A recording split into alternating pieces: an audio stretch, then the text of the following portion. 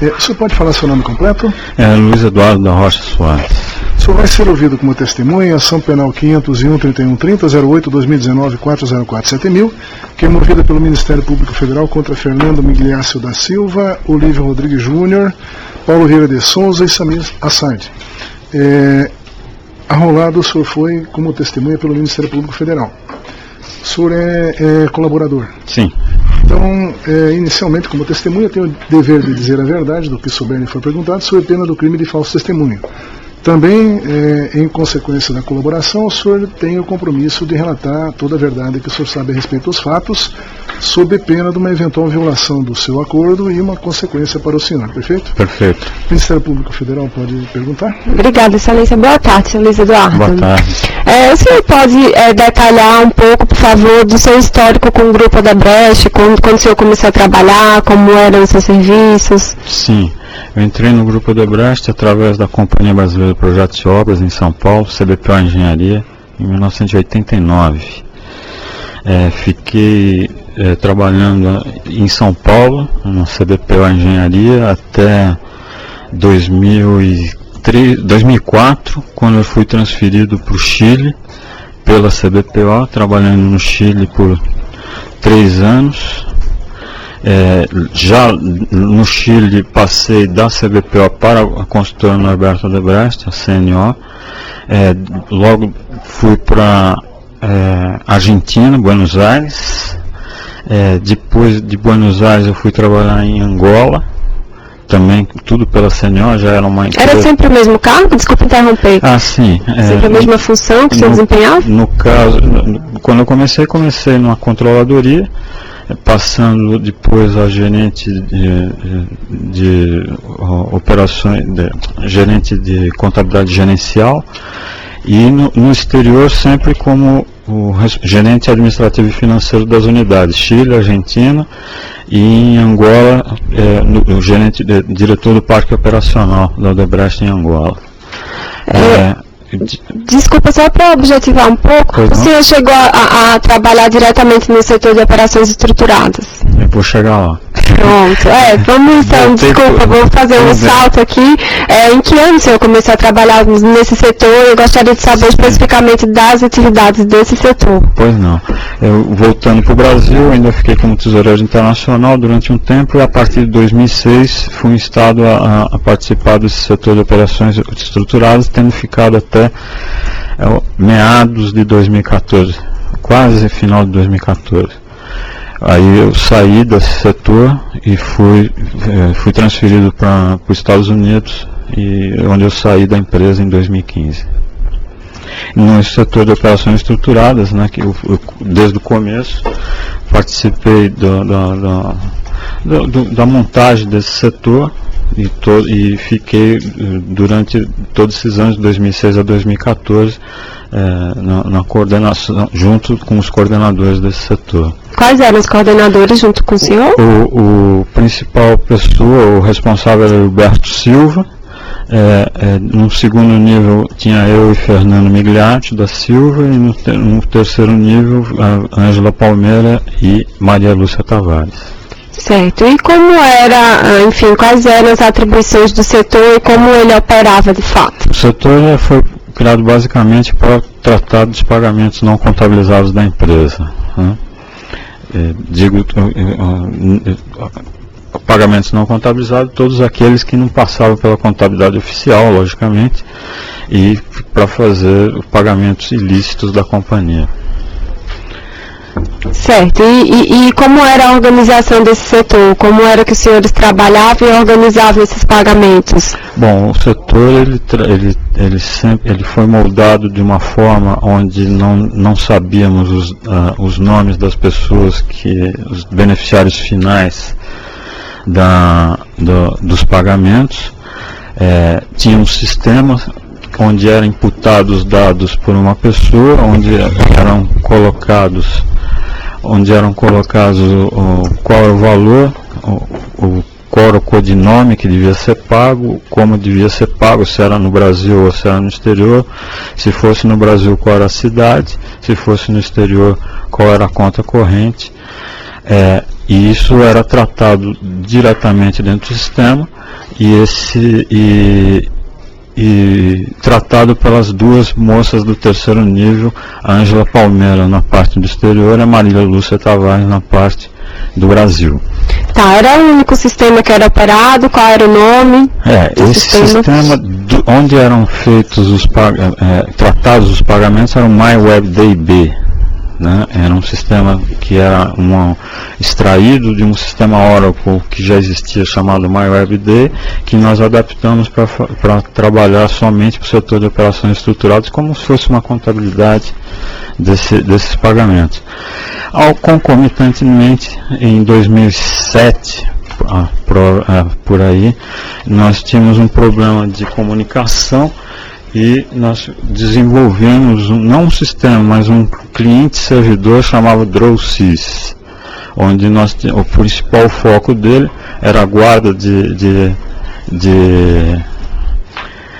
arquivos e comunicação entre as pessoas envolvidas, que eram as pessoas do próprio setor e operadores financeiros externos. Certo. Qual eram os apelidos que o senhor Fernando Migliaccio, que o senhor mencionou, as pessoas que comandavam o setor de operações estruturadas, quais eram os apelidos de cada um? Sim, no DrawSys, que era um sistema de comunicação, tinha o Charlie, que era o Wilberto, mas ele nunca utilizou muito esse sistema. O Fernando Migliaccio era o Waterloo, eu era o Tuxil. A Maria Lúcia era a Túlia e a Ângela Palmeira Tumaine. Certo.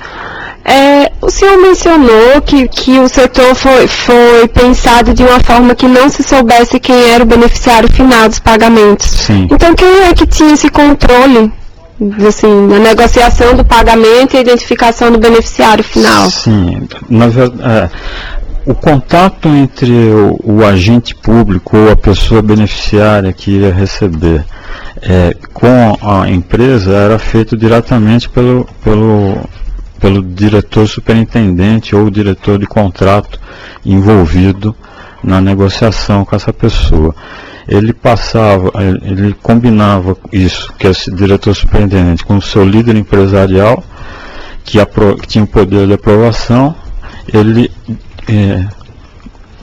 através de um codinome, só ele sabia quem que era o beneficiário final. Através desse codinome, uma pessoa recepcionava essas solicitações, esses programas de pagamentos, que era o Isaías Ubiraci, que não estava dentro do setor de operações estruturadas, mas era uma ponte entre os diretores superintendentes e LS e o setor de operações estruturadas, com um codinome, onde era colocado qual era o prazo de pagamento, quais eram os valores de pagamento, qual era a moeda de pagamento, e isso automaticamente via sistema só vinha através do codinome desse beneficiário. Então, só a pessoa que tinha um contato direto com o beneficiário final que sabia quem que era a pessoa. Tá, então essas tratativas para esses pagamentos não contabilizados, como o senhor falou, era por contrato da Odebrecht? Era por contrato? Normalmente quem passava os dados era o diretor superintendente, que tinham vários contratos. Não sei dizer quem tinha o contato direto, se era o diretor do contrato ou era o diretor superintendente. Tá, e entre 2010 e 2012, o senhor sabe informar se muitos desses pagamentos viabilizados pelo setor de operações estruturadas se deu em razão de contratos firmados com a Petrobras para agentes públicos ligados à Petrobras? Alguns pagamentos foram feitos para agentes da Petrobras, sim. Tá. O senhor também falou no início que às vezes havia pagamentos feitos no Brasil e outras vezes no exterior. O senhor pode detalhar como era cada uma dessas operações, se era por transferências bancárias, enfim, como era? No caso do Brasil, nós utilizávamos de doleiros e de operadores financeiros para trocar os valores em dólares que nós possuímos no exterior por reais no Brasil. E tínhamos uma pessoa específica, que era o senhor Álvaro Novis, que fazia a distribuição desses reais. E na parte do exterior eram comunicados quais eram as contas correntes, e nós passávamos para um outro operador financeiro, que era o Olívio Rodrigues Júnior, que tinha as contas cuidavam das contas externas para fazer esses pagamentos, e ele providenciava esses pagamentos diretamente. Certo. Quais eram as contas no exterior utilizadas pela Odebrecht para fazer esses pagamentos? Várias. Você recorda dos nomes? Consigo recordar, sim. A gente usava basicamente 3 jurisdições, Antigua, Panamá e Andorra, para fazer os pagamentos diretos. Em Antigua tinha Cleanfield, Innovation, Intercorp Logistics, Trident, Intertrade. No Panamá tinha a Consultora Internacional del Sur e Select Engineering. Em Andorra também tinha a Cleanfield e a Aeon Group. Certo. Quem decidia qual seria a forma de pagamento? Seria no exterior? Ou seria no Brasil, era o destinatário dos valores? Era uma combinação, uma tratativa entre o nosso diretor de contrato ou diretor superintendente e o beneficiário final. Tá. No exterior, o senhor acabou de nominar algumas contas utilizadas, né, pelo grupo Odebrecht. Sim. As transferências eram sempre feitas diretamente das contas da Odebrecht para o destinatário, ou havia alguma camada de intermediários? Nós montamos uma forma que nós trabalhávamos com 4 níveis, né? O primeiro nível, na verdade não tinha o primeiro nível, que seria a geração dos recursos que saíam de algumas obras da Odebrecht no exterior para contas de um segundo nível de offshores que eram controlados pelo setor de operações estruturadas. Segundos e terceiros níveis, que era para ter uma distância maior entre uma conta da Odebrecht e depois o 4º nível, que era as contas de Olívio Rodrigues. Os segundos e terceiros níveis nós trabalhávamos em algumas jurisdições, tipo Suíça, Portugal, Ilha da Madeira, Áustria. Essas eram as jurisdições, segundos e terceiros níveis. Nessas jurisdições, as contas pertenciam a que operadores, enfim? As contas de segundo e terceiros níveis eram controladas pelo setor de operações estruturadas. O principal, principal pessoa que cuidava, a função principal dentro do setor de operações estruturadas para fazer isso era de Fernando Migliaccio, que era o tesoureiro.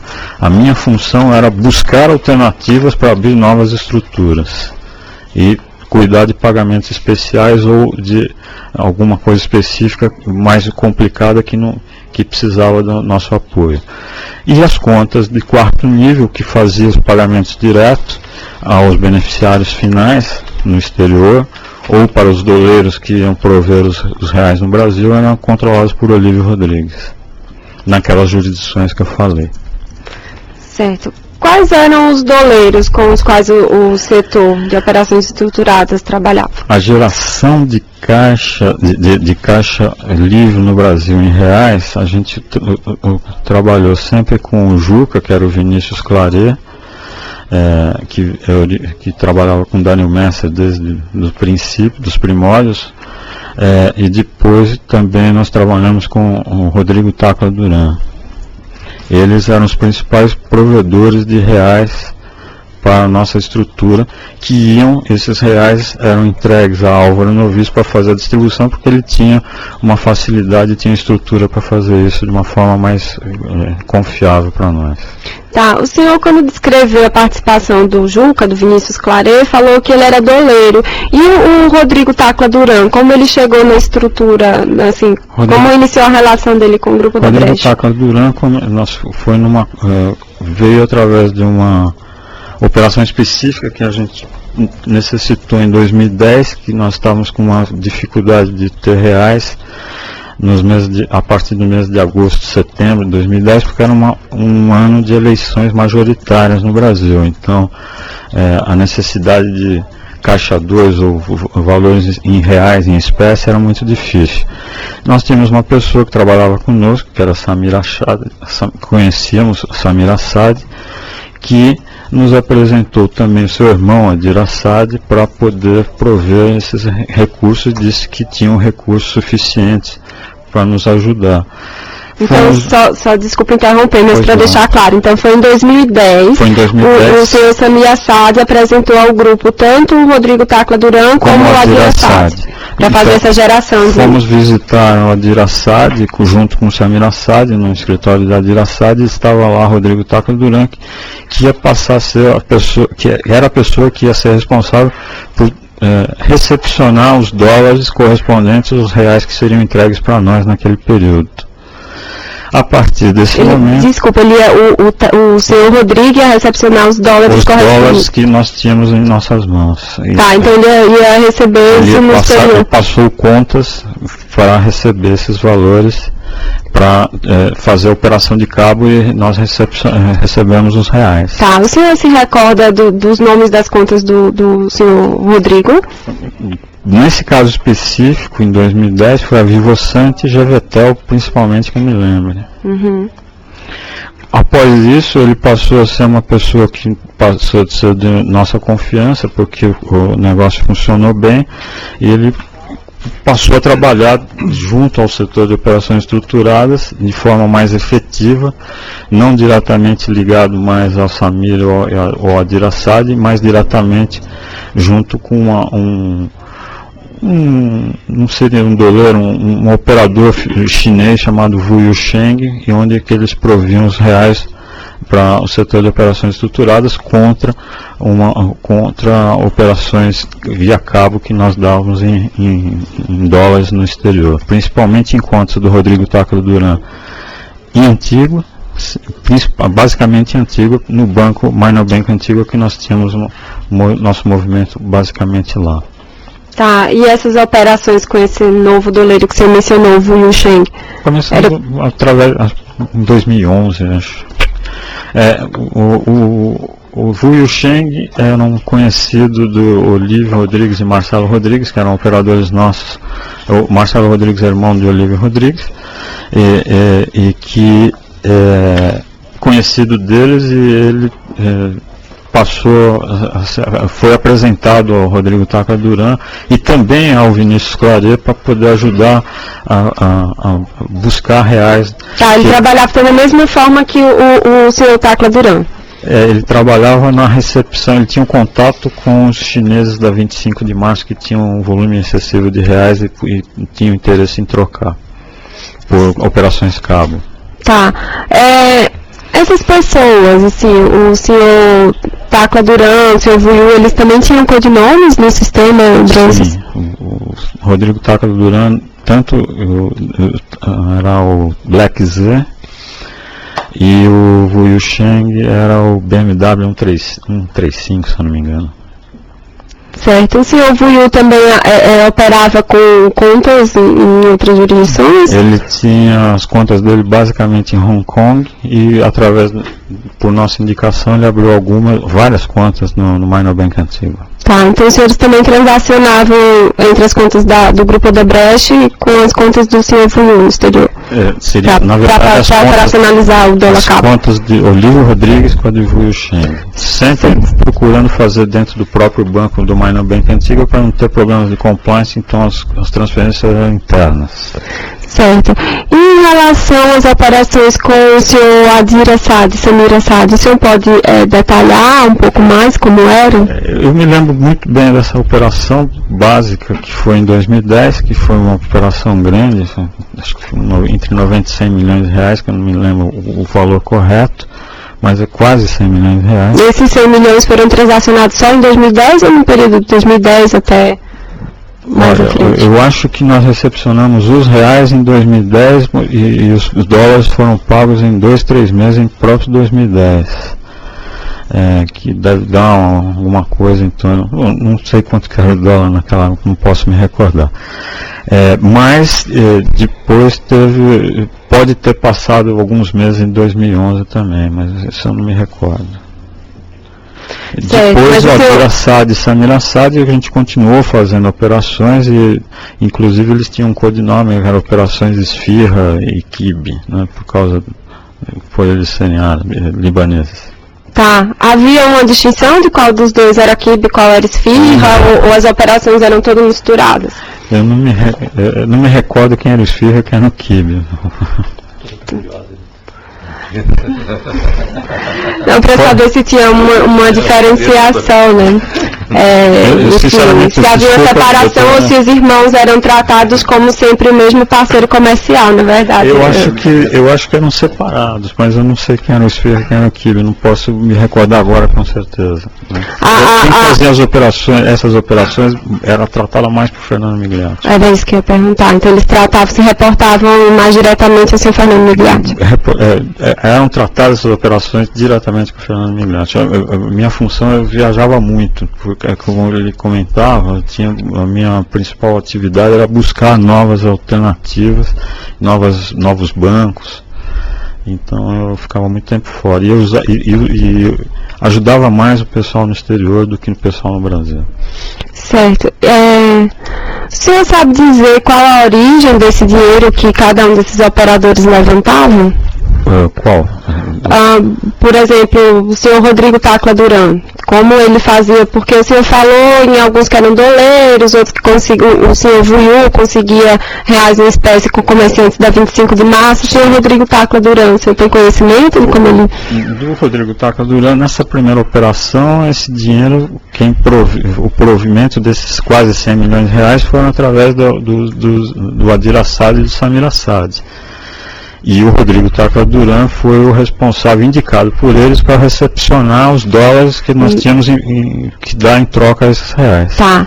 Então, e o senhor Adir Samir Assad, o senhor tem conhecimento da origem desses reais que eles levantavam? No caso desses 100 milhões de reais, o Adir Assad havia me comentado numa ocasião que teria sido de Paulo Vieira de Souza, mas foi o comentário dele para mim. Excelência, só uma questão de ordem, se Vossa Excelência me permite. Sim. O depoente que prestou um depoimento no bojo do inquérito policial que tramitava no Supremo, inquérito 4428. E lá nesse inquérito ele relata exatamente esse fato que está a revelar aqui. E por determinação do Supremo, esse inquérito baixou para a Justiça Eleitoral de São Paulo. Esse, inclusive, é um dos fundamentos da nossa sessão de competência que está sob vossa apreciação. Então, a defesa entende que, em relação a esse fato, o foro adequado para o depoimento do depoente não seria aqui na Justiça Federal do Paraná, mas sim naquela outra investigação que está tramitando em São Paulo. Quando foi recebida a denúncia, em primeira vista, foi firmada a competência daqui, inclusive por força de uma decisão do juízo da Vara de São Paulo. Mas a questão vai ser decidida na exceção de incompetência. Então, é mantida a pergunta e, eventualmente, se o processo for declinado, não vai haver nenhum óbice, nenhum problema para a defesa. Me parece, Excelência, que em relação a esse fato específico, há uma evidente litispendência. Eu tenho aqui o número do inquérito, tem o termo do depoimento dele. Tanto que existe a exceção de incompetência que vai ser julgada. Perfeito?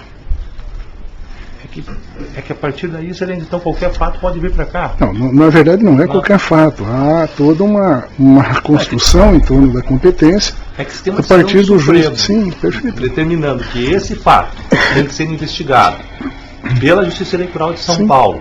E lá está a tramitar. E a Justiça Federal de São Paulo, que eu me recordo, a Eleitoral de São Paulo, fez uma ressalva dizendo que haviam fatos de competência da 13ª Vara Federal. Então, veja, nós vamos decidir isso na sessão de competência. Eu manteria a pergunta. Não, perfeito. Só para esclarecer, fica registrado. Tem uma manifestação recente do juiz eleitoral de São Paulo, avocando todos os autos, pedindo para que fossem avocados todos os autos que tratem de fatos conexos com aquele inquérito originário no Supremo que estão a tramitar em São Paulo. Então, perfeito, vai ser considerado, mas é mantida a pergunta. Tá. Sem prejuízo que, se o processo for declinado de competência, ele vai já com instrução, né? Perfeito? Você pode prosseguir? Posso continuar? Senhor Luiz Eduardo, então, eu havia perguntado sobre a origem do dinheiro levantado pelo senhor Adir Samir Assad. O senhor mencionou... Nesse caso específico. Isso, o senhor pode continuar, por favor? como eu já tinha respondido, porque o Adir Assad havia me comentado que provia de Paulo Vieira de Souza esses 100 milhões de reais específicos, quase 100 milhões de reais. Outros eu não sei onde que ele pegava. Então, em que contexto? O senhor Adir Assad foi numa reunião que o senhor Adir Assad revelou ao senhor que queria obter esse dinheiro com o senhor Paulo Souza? Foi uma reunião no escritório de Adir Assad, onde eu conheci o Rodrigo Tácaro Duran. Tá, o senhor chegou a conhecer pessoalmente nessa época o senhor Paulo Souza? Nessa época não. Não, posteriormente o senhor conheceu? Não, conheci antes. Ah, conhecia antes, mas de alguma relação comercial ou... Um caso específico em São Paulo no ano de 2009. Certo, algum fato que não tem a ver com o que está sendo apurado aqui. Sim. Tudo bem. E o senhor também ouviu do senhor Adir Assad como o senhor Paulo Souza dispunha de um valor assim tão alto em reais? Não entrei em detalhes. Não entrou em detalhes? Não. Tá. Essa relação, então, do dinheiro do senhor Paulo Souza foi tratada diretamente com o Adir Assad ou o próprio setor de operações estruturadas passou diretamente? Como foi feita essa compensação? Bom, vou contextualizar esse caso específico. A reunião no escritório de Adir Assad, junto com Samir Assad, que participou, onde foi apresentado o Rodrigo Tácaro Duran, eu fui pela solicitação de Fernando Migliatti. Então, fui eu e Fernando Migliatti como representantes do setor de operações estruturadas. O dinheiro que era retirado lá com Adir Assad por Álvaro Novis, e os pagamentos em dólares eram feitos nas contas Vivosante e GVTEL de Rodrigo Tácaro Duran. Tá, pelas contas de Olívio Rodrigues. Certo. Como esses operadores financeiros eram remunerados pelo Grupo Odebrecht? Eles tinham uma porcentagem sobre cada transação. Certo. O caso de Olívio Rodrigues e o caso de Álvaro Novis, remunerado pelo setor de operações estruturadas, e Adir Assad e Samir Assad também. Tá. Isso eles se compensavam na troca de reais para dólares. Então, E o Olívio Rodrigues, uma porcentagem de cada valor que ele tramitava para nós, para o setor de operações estruturadas. Então, ao longo de toda essa relação envolvendo tantos agentes intervenientes, eram feitas compensações? Sim. Com dinheiro do Brasil, dinheiro no exterior? Eles se creditavam de sua porcentagem. Tá. E esse controle era feito principalmente por quem dentro do setor de operações estruturadas? Do pagamento? Quem pagou, quanto foi pago, quanto estaria devendo, quem tinha crédito? Toda uma contabilidade que estava dentro daquele sistema MyWebDB e que eram controladas pelas duas moças lá, Maria Lúcia Tavares e Ângela Palmeira. Tá. Obrigada, satisfeito, Samir. Pela ordem de defesa de Fernando Migliaccio. Defesa de Olívio Rodrigues Júnior. Defesa de Paulo Vieira de Souza. Sem pergunta. Defesa de Samir Assad.